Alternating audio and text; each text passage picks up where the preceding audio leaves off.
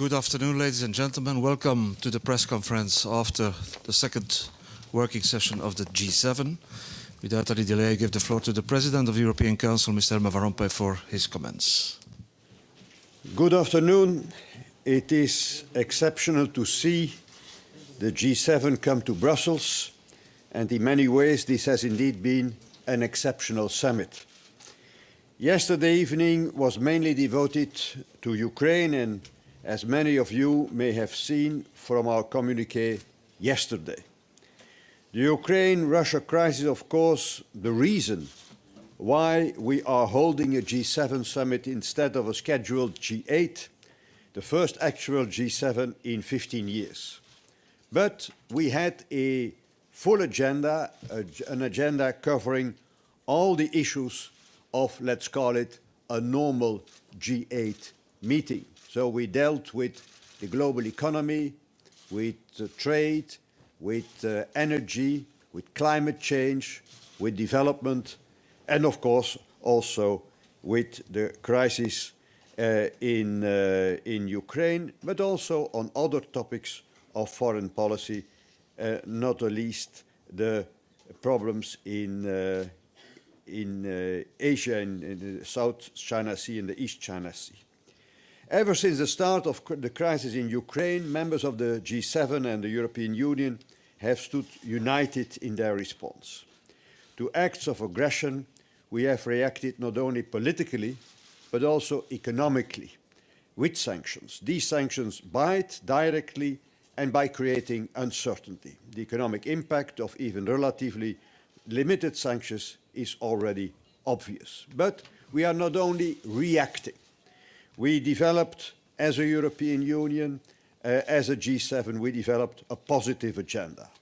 A diplomatic agenda aimed at de-escalation with Russia, a stabilization agenda to help Ukraine financially, economically, and politically, not least by signing, as a European Union, the association agreement with Ukraine.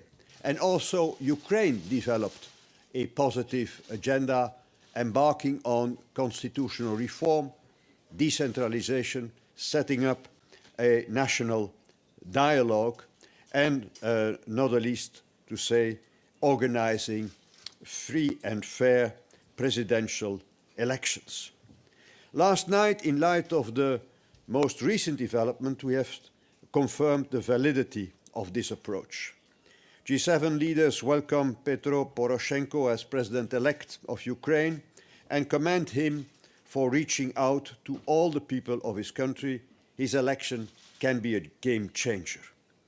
We expect Russia to cooperate with him as president of Ukraine, and we urge Russia to accelerate withdrawal of its military forces on the border with Ukraine, stop the flow of weapons and militants across the border, and to exercise its influence among armed separatists to lay down their weapons and renounce violence.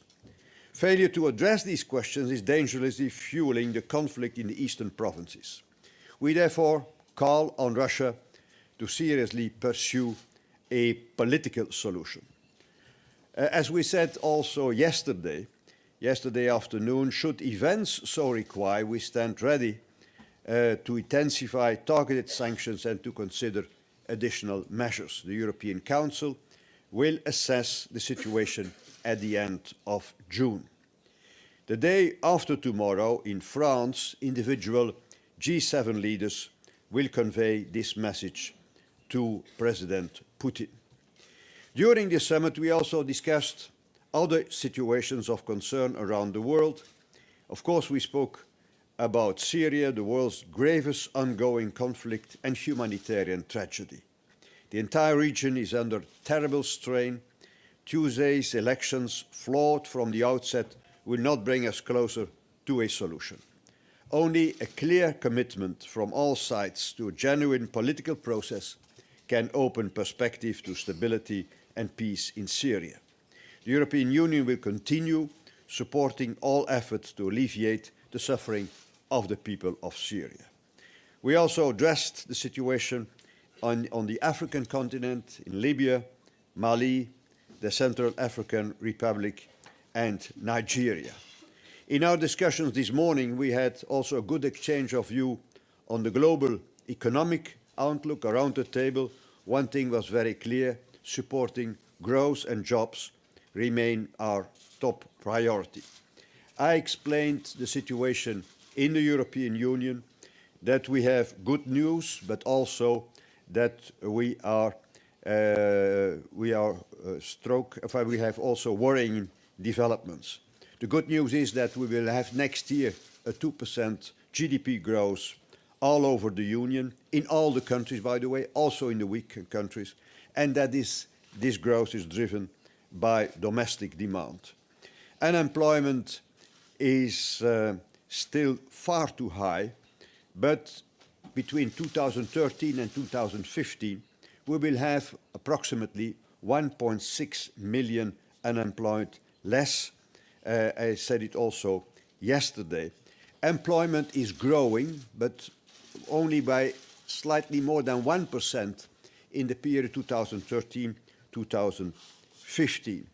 So we are trying to take away impediments to growth, and one of them is credit shortage, by the asset quality review, by the stress test, recapitalization of the banks, so that credit flows can be restored.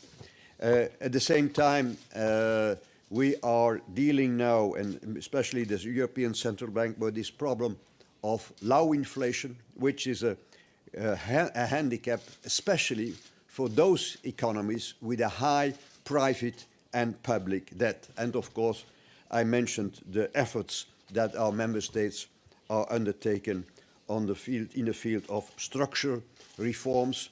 We have to enhance the potential of our economies, developing the single market, structural reforms in the member states, embarking on innovation in the digital economy, in the energy field, in telecommunications.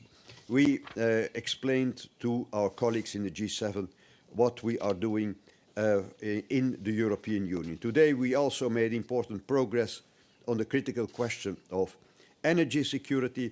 President Barroso will elaborate on this. For the Union, this remains a top priority, as is climate change. And on climate change, we will take decisions in the European Council in October, so that we can make the necessary pledges in the beginning of 2014-15, preparing the COP conference in Paris.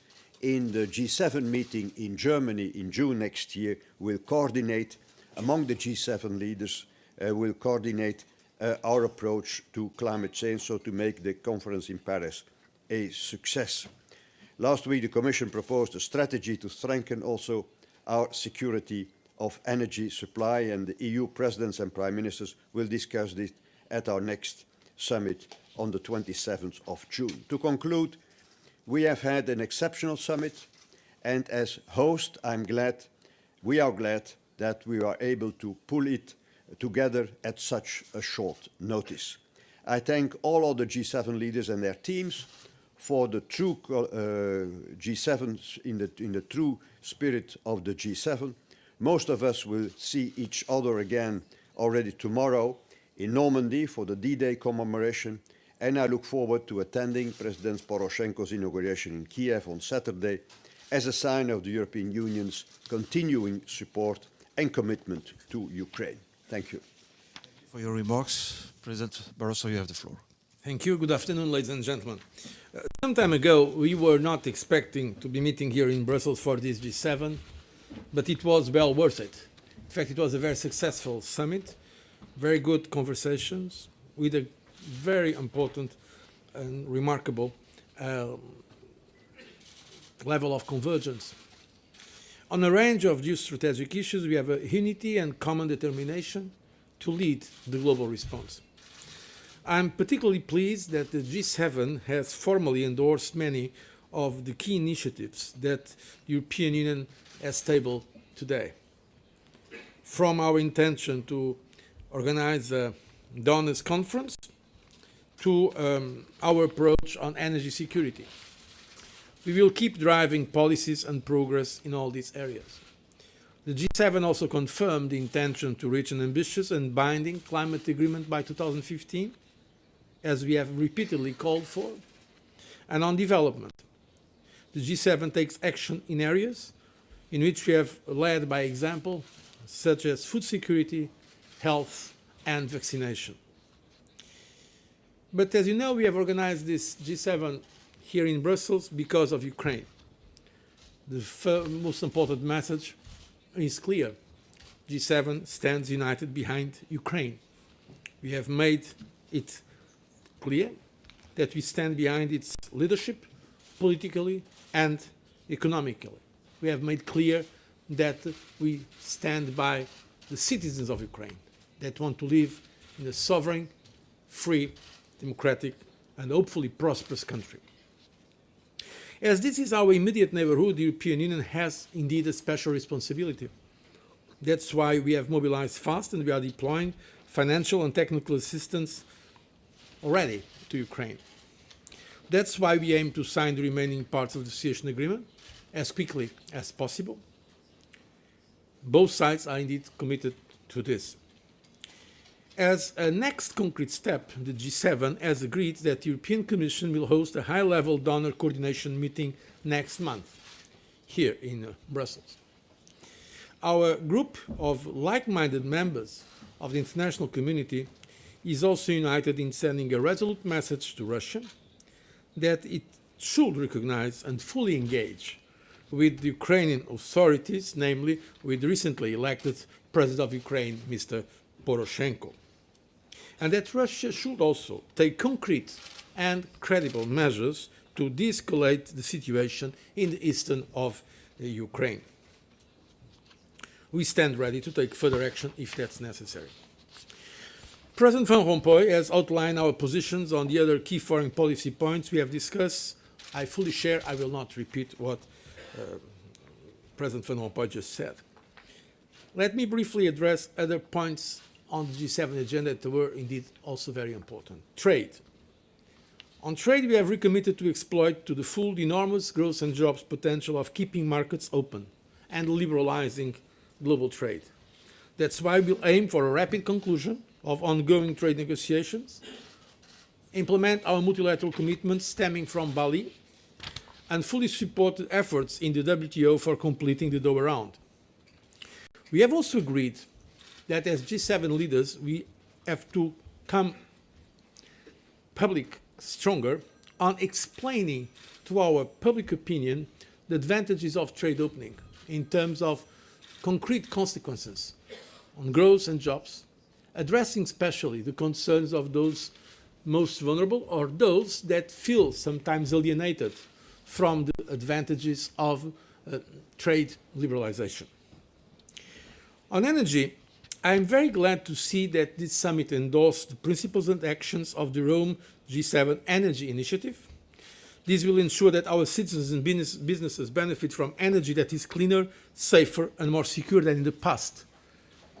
We have agreed that, in fact, energy security is a geopolitical issue of the highest importance.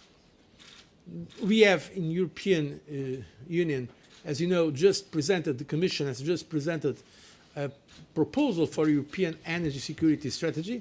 We are going to discuss this on the 27th of this month in European Council. I hope that it will be agreed.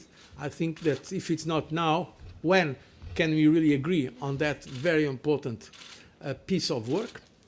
And I also believe that this issue is also related to climate change. Because the less dependent we are on fossil fuels, that sometimes are in problematic areas of the world, the more dependent we are on renewables, the more dependent we are on indigenous resources, the better our security of supply will be.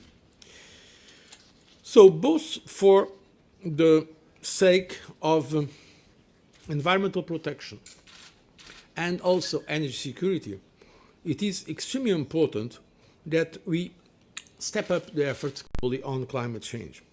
2015 will be a crucial year. I'm confident that the world can count on our ambitious contributions in the run-up to the UN Climate Conference in Paris. We have all agreed in G7 table that this is the key date. We are hoping to have a multilateral agreement, and this besides the national commitments that have already been done. In that point, I've made specific welcome remark and congratulations remark to President Obama on the recent measures he announced domestically. Finally, on development, this G7 has shown again that fairness and solidarity towards the world's poorest is one of our most important concerns. We have agreed to work, all of us, for an ambitious outcome of discussions on a universal post-2015 development agenda, and we also had the time to discuss some concrete initiatives that are important also from a health point of view. To conclude, we have in this meeting agreed a strong, clear stance on Ukraine, and we have also given further proof of our commitment and action on trade, energy, climate change and development. But this meeting was much more than agreeing a piece of paper, a communique that I'm sure you have already seen, and you have certainly agreed that it is a very ambitious and rich set of conclusions. Because the multitude of serious challenges that we are all facing has once again demonstrated the importance of close cooperation between like-minded partners that share the values of freedom and democracy. And here in Brussels, in this very important summit, this G7 summit, we have reaffirmed with force and conviction our commitment to these values and also to an international order based on the rule of law. I thank you for your attention. Thank you. Time for some questions. Please, as usual, state your name and the media you represent. Yes, ma'am. Julita Rzyńska, Polish Press Agency. To question on energy, if I may, President Barroso, about the gas talks between, by now, Ukraine, Russia, and the Commission. It seems like the Commission is eliminated from the talks as the talks are right now conducted just between the Ukraine, Russia. I would love to know why it's going on so and what can it mean for the results of this discussion. And the second question on LNG, whether you received any kind of guarantee or assurance from President Barack Obama on the LNG export to the European Union. Thank you. First of all, the European Commission was not eliminated of any talks. It was, in fact, the European Commission, on behalf of the European Union, that organized the talks between Ukraine and Russia. So the Commissioner for Energy, Mr. Oettinger, together with his counterparts, the Minister of Energy of Ukraine and Minister of Energy of Russia. And one of the points we have been making is that they should discuss between themselves. So here, and I'm very happy. I'm really happy if Ukrainian and Russia ministers have the level of confidence among themselves to deal constructively with these matters. Our purpose is precisely that on energy and other issues, but now speaking on energy, there is a confidence relationship between Ukraine and Russia, because if there is not this confidence, as we have seen in the past, our interest may be affected. And we remain very committed to find an agreement. And as I said yesterday, it is possible. Commissioner Oettinger tabled some proposals of compromise, and I believe it is possible. As you know, Ukraine has already, after European Commission mediation, accepted to pay some important part of the arrears, and Russia has also agreed now to discuss the future gas price. And both parties have also agreed not at this moment to go to other instances, for instance, for litigation. And they have also, and that's very important, accepted, namely the Russian part, that while these discussions continue, there will be no cut off of the supply to Ukraine. So this is the state of the question. On LNG, we have not discussed specifically this. President Obama, in another meeting we had President Van Rompuy, myself with him recently here in Brussels in our United States summit, has already made it clear that they are ready to increase the supply of natural gas in the world market. That is certainly an advantage for the European Union. And as you know, we are also discussing with Americans, by the way, already 5th rounds, trade. And the American policy so far has been to have precisely these market relations also on energy. They don't have with all countries in the world, for the countries with whom they have free trade agreements. So, but today we have not focused, to be very transparent, on discussion specifically on LNG. This, I believe, is a given. What we have, but there also we have to be realistic, not create the illusion that it is the gas coming from the United States that is going to solve our problems. First of all, because it will take time, some of these operations. But we have to concentrate on other parts that are precisely in the conclusions of the ministerial meeting of G7 in Rome, and also, by the way, in the proposals of the Commission for European Energy Security. So the interconnectors, the reverse flows, the completion of the internal market of energy, the avoidance of any kind of energy island, some contingency measures for the short term, and of course more structural measures for the future, including, of course, as I said, the development of the internal market and the capacity of the European Union to discuss with one voice international these issues. So that was, to give you a full account, the basic, I think, the basic points of energy security. Thank you. Ian? Ian Trainer from The Guardian. President Van Rompuy, we understand that in addition to the G7, you had 4 sets of bilateral talks with the European heads of government who are here on the subject of the new Commission, and that you are drafting a paper on the nomination procedure. Could you say something about that? What that, give us an outline of what that entails, what that means. Was there an emerging consensus on that process with the other 4 leaders? And did the name Jean-Claude Juncker come up in those discussions? Thank you. As I said yesterday, I had meetings, of course, with the participants, European participants at the G7 meeting. So I saw yesterday the German Chancellor and the French President, and today the Italian Prime Minister and the British Prime Minister, and specifically on the nominations and on the preparations of the strategic agenda for the upcoming years. The aim was not to reach a consensus. The aim was to exchange views on the process, and not only, as I said, on persons, but also on substance. And so I will work further on this in the view of preparing a solution. And next week, I will have meetings with the leaders of the main parliamentary groups in the European Parliament, and afterwards I will call all the other European leaders, members of the European Council, so that I have a complete picture before we can take a positive decision. Jan Baliov from Belgium Television. Russian Prime Minister Medvedev accused this morning the G7 of cynicism without limits, because the G7 talks in the final communique about Ukraine about the restrained character of the Ukrainian military operation in the East. What is your reaction to this accusation? The restrained character of the military operation in Ukraine, in eastern Ukraine.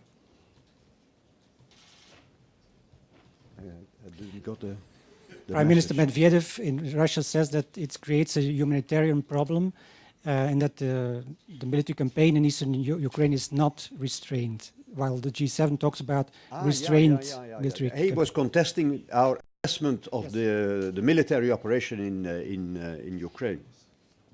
I think we have to acknowledge, and everybody has to acknowledge, that Ukraine showed a lot of restraint since the beginning of the Ukrainian crisis. Remember Crimea, where they were really showing restraint in engaging militarily in the operations. And of course, now the last weeks, they are trying to restore order.